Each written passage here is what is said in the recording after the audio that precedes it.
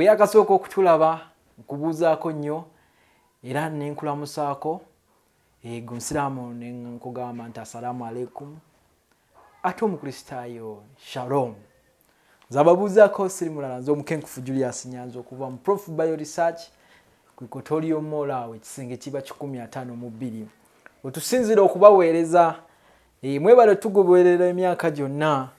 mu mpapula z'amawulire ku radio ku TV ku mitimbagano wonna mu myoleso ngera n'emyoleso gyonna tubeerayo. Nze akubuuzaako era akwagaliza ebirungi nkolera mu kitongole kya Prof Bio Research ku Equatorial Mall era Prof Bio Research yekutuusaako emboozi z'omukenkufu wiiki eno twalabye mu mboozi z'omukenkufu bayogedde ku kasukaali ak'amazzi kasukaali ka stevia kali ketuyita kati kamujunyi stevia w'amazzi akujja kukunywa omwenge ne sigala gwe gwabadde omutwe ku Lwokusatu lwa wiiki eno. Kitegeeza ki? Nti gwe akozesa ebiragalalagala ofunye omukisa okozesa kasukaali ak'amazzi akaka akakuyamba okugobaako ekyoyoyo. Abantu abamu balina appetite kana kugambye kalina ekirungo kya Reb A ejjawo appetite n'okukendeeza ekirungo ekyo kya dopamine ekyo kikuleetera okuyoyayoya era nga ebirungo nga nicotine THC nicotine ali mu sigala THC ali mu njaga n'omwengezo alcohol secondary and primary alcohols ezirimu bikuleetera okulaba nga oyoyayoya nnyo era nebikuleetera ekirungo kya dopamine n'oba addictive n'oba lujuuju naye ekirungo ekiri mu stevia ekya Reb A kiyamba ku mbeera eyo. N'olwekyo gwe atasobodde kufuna emboozi eno ginoonye ku Lwokusatu nga Lwokusatu nga 6 obe ng'osoma emboozi eno ya stevia era nga bwe tuzze tutambula ebbanga lyonna tuzze tugezaako okuzimba bannayuganda era ffe tubeebazamu abataddemu amaanyi okuteeka ebintu mu nkola. Sande weddemu alaba programu y'amamera engeri gasobola okubayambamu okufuna akasente temuzanyisa ssente oli yayimba ani yakola ssente omuntu anywezezza ekintu akinywezezza lwanfuna bintu byamafalanga bintu bya ssente kitegeeza gwe atalina ssente tojja kunywa ka stevia tojja kunywa kasukaali k'obutonde naye tofaayo osobola okeerimira kubanga oyinza okuba tolina ssente naye ng'olina ettaka lyo keerimire kasukaali k'obutonde kano ka stevia. Ate nabagamba mu kusande wedde nti bw'ogula dulaya n'ensaniya ez'amamera tukuwenda okwa 10 za bwereere ndokwa 10 za bwereere eza stevia ogenda olime eka ya stevia ofunemu akasente naawe okubemu ensaano wenywera amakoola enseno tugiryako makoola kyekyo kyennyini nga ge ga stevia n'omukebe osobola okugunywerako omwaka mulamba bw'oba oli bw'omu oba famire y'abantu nga 5 nga geri bannayuganda gye tusukuma musobola oginywerako ddala emyezi 4. Mukebe gw'amaanyi nnyo guno ogwa stevia era gwe atamanyi stevia nja kugamba osigadde mu gaapu z'abakabuliini abakabuliini bakwetoolodde oli mu gaapu zaabwe bakutulugunya naye n'essaawa etuuse tufune kye bayita economical liberation abantu banunulwe mu byenfuna n'ebyokugenda mu maaso kubanga nze mbasomesa ennima ya stevia era nabalaga n'ennimiro ya stevia naye olwaleero njagala mbasomese ebirungi ebiri mu sukaali w'obutonde ono stevia abantu bamanye lwaki omukenkufu ayogera nnyo ku stevia ono. Stevia muddo nga bwe mugulaba era tugulima nababulira emboozi ya stevia engeri gye nakwata stevia akakoola ako nenkozesa ekiddo kino ekyoku mazzi water icing nekiyamba stevia oyo okufuna emirandira endokwe yasooka emboozi nziza nnyo kirina hormones ebiriisa ebyo ebiyamba emiddo okufuna emirandira oba emmwanyi okulaba nga zifuna emirandira nizirooka ziwangaala ne zinywerera mu ttaka nabanyumiza ekiddo ngeri gye nakikozesa okukola endokwa ya stevia yasooka n'ogikubisaamu weyagadde emboozi eyo genda ku mitimbagano genda ku Wikipedia otekemu omukenkufu Nyanzi Julius oba ku Google oba ku YouTube emboozi ezo zonna ensi eziwandiikako naye kati ekiddo kino mwe abakibonyabonya temumanyi kivaamu ekijimusa ekikyasinze ndaba wano kampani z'abazungu zibaleetera ebijimusa wano mu mbeera ya networking ekiddo kiri ku mazzi lwaki temukikwata ne mukikolamu ekijimusa buli mu kubonyabonya kiddo ezo notes twazikola dda myaka 10 emabega nga nkyalina mu senior 6 nga nkola ekijimusa ekiva mu kiddo ekiddo kivaamu biogas asobola okwakisa amataala n'okufumba emmere ndaba wano mutemye emiti enkyukakyuka y'obudde musana gwaka ne gukwaka mu nsawo n'omutakasa ejjombwe n'alebera musana nga gwayase tozannya nakuzannya naye bwe tuba tukuumye obutonde bw'ensi ne tusimba emiti ne tusimba ebintu ebyo biyambe okukyusa embeera y'ensi kitegeeza abantu abatema emiti okugifumbisa bajja kukozesa ekiddo ekyokumazzi bakolemu biogas waliwo abantu abatunda company wano biodigesters gwe nawe alina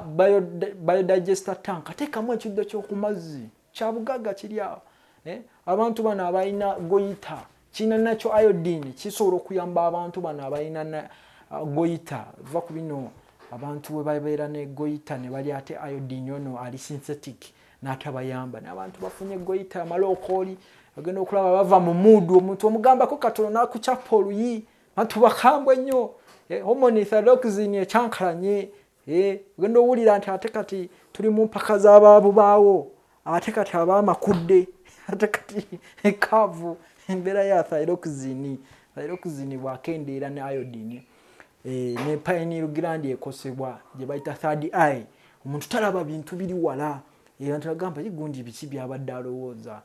system ekyankalana n'olwekyo emboozi y'ekiddo eyo naye njya gibaleetera mbayigirize ebyemusobola okukola mu kiddo abaluka emikeeka mukolemu ensansa abakola crafts abakola ebitabo empapula ziva mu kiddo ekyo so Uganda temanyi ate nange siginenya si buli muntu nti alina okuba nti amanyi bijja bigereke Katonda tagaba takuwa byonna n'olwekyo emboozi eyo nga bwe ndi musomesa ate nga njagala nnyo okuzimba omwana w'omuddugavu nja gikubaleetera y'ekiddo mbalage ebimusobola okukola mu kiddo ate kijja baleetera n'okukirima so kiddo kino kyekyanyamba okukola stevia abazungu paka nakati beewuunya engeri gye nalimamu stevia wano bweyogera ku stevia omukenkufu Nyanzi yasooka okuvaayo mu Africa because research gye nkoze ku stevia ebadde nnene ebbanga lyonna naye twogere ku stevia emigaso gye bw'otunywa stevia ono omuddo guno gwa sukaali guno gwe mulaba gwe muddo ogukyasinze okulwanyisibwa mu nsi yonna va ku bino ebyammwe bye muwulira olutalo lwa Koni Sabasaba stevia ono bamulwanyisizza abasajja Abababilooni n'Abakabulinyi lwaki nti tebaagala nnyo omwana w'omuddugavu amanye nti guno omuddo gusobola omujja mu bizibu by'alina kubanga obuzibu bw'Abafirika obusingayo bwavu na ndwadde poverty and diseases temuntu talina ssente ate ogenda okulaba nga ekimu kireeta kinne waakyo bw'oba omulwadde tojja kukola kitegeeza ojja kuba mwavu tojja kuba na ssente ate bw'oba omwavu tojja kuba muyonjo ojja kulwala ojja kulya bubi endwadde zijje kati stevia kyekintu Katonda kye yatutondera ndi musajja mukkiriza though ndi scientist naye zikiriza waliwo amaanyi agansinga kati Katonda yatutondera ekintu kino n'akituwanga kirabo nti omuddo guno mwe munyooma Uganda mu nsi yonna ensi gye twandibadde twebaza olw'okuba nti tetugirina nti yensi yokka eri waggulu kye bayita high altitude naye ng'ate ebuguma oba muntegeera mwe mugamba omusana gwaka nnyo nti Uganda engeri gyali waggulu ennyo yandibadde nnyogoga kubanga bagamba the higher you go the cooler it becomes okumanya nti Uganda eri waggulu kyovula guno omugga Kiira gukulukuta gudda mu mugga oba mu Egypt mu Misiri mu Mediterranean Sea gukulukuta gudda Misiri kitegeeza tuli waggulu kubanga amazzi gakulukuta tegambuka lusozi amazzi gakkirira bukkiriza kati Uganda okubanga eri waggulu ng'ate omukululo ogw'enjuba gwe bayita equator guyitawo kituleetera okulima emiddo egikulira mu biseera by'omusana n'egyo egisobola okukulira mu bunnyogovu winter crops and tropical crops nga bolaba tulisobola okulima wano enanasi, sobola okulima stevia, sobola okulima apple, buli kibala kyonna kikulawo n'ekimera. Kati stevia naye bwatyo bwali naye kati abasajja bano engeri gye bali nga tebaagala mwe muveeyo, tebamupromotinga era okumupromotinga tubadde tumira pini ebbanga lyonna naye nga tulaba sawa kituuse musajja tutadde nnyo mu kasonda ng'abantu balina okumanya amazima. Ebintu bingi ebimwogeddwako naye olw'okuba nti talwaza wa butonde ate nga buli muntu asobola omugattako omutindo gemaanyi we gali nti okwata bukwasi makola gano n'ogateeka mu kinungo omaze okugakaza mu kisiikirize oba mu dryer eri gye nabawa mwabajja ne mugula ensaniya z'amamera n'okolamu pawuda ono gw'oteeka mu caayi ayamba ki? Ayamba ku bulwadde bwa sukaali obuziyiza. Ekiwoomerera ekiri mu stevia ono si sugars era nkigamba nnyo abantu, ekiwoomerera ekiri muno bakiyita chlorophyll ow'ekika kya stevioside kiwoomerera nga bw'olaba abantu Katonda bwe yatonda omululuuza gwo gukaawa. Stevia ye kiragala we awoomerera, okiraba. Kati engeri gy'awoomerera abantu abasinga balowooza nti kireeta omuntu okulinnya sukaali, nedda. Ate chlorophyll agentuuka munda n'akuwoza n'ayamba kye bayita insulin resistance. Omuntu abamu balina insulin mutono ate nga takyasobola kuyingira mu butafaali kwokya sukaali, obutafaali buggalawo ne wabaawo resistance. Ne kati ayongera obutafaali buno okwasama, insulin n'ayingira, ogenda okakana nga abalansinze sukaali wo. Kamala okuwoomerwa ku stevia kange nange nga bwe tukomawo tovaawo.